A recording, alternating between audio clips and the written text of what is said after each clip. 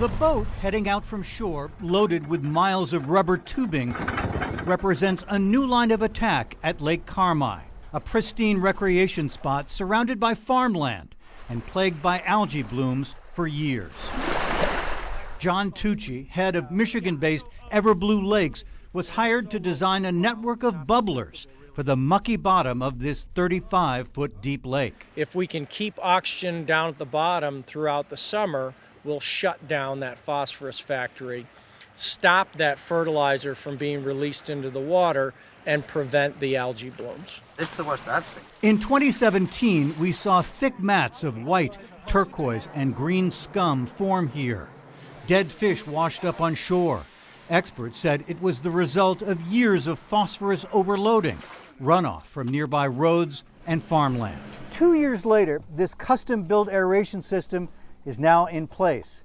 It's a $1 million experiment state scientists think can work. The legislature made a decision that this was kind of ground zero, and they put their money where their mouth is. Camp owner Rob Evans agreed to host one of 2 air pumps on either side of the shoreline. They make about as much noise as a window air conditioner, he says, while continuously pumping oxygen out to the 80 aeration devices across the lake. Those vertical columns of tiny bubbles help circulate the water, avoiding any need for chemical treatment. So we're doing what nature does twice a year to this lake, turning it over and reoxygenating it from top to bottom, but we're doing it once every 3 days with this technology. So we are extremely hopeful that this will result in a significant reduction in both the magnitude, intensity, and duration of the algal blooms in Lake Carmi. How soon?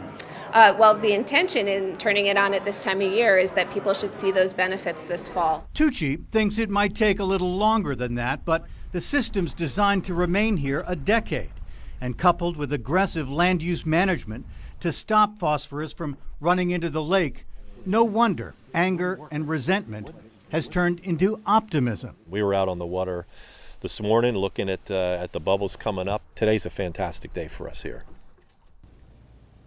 Begs the question, could aeration systems work on larger bodies of water, like the similarly shallow Missisquoi Bay on Lake Champlain, for example? Well, Secretary Moore tells us that is still an open question. Her agency will, though, collect data at Lake Carmi before making any decisions.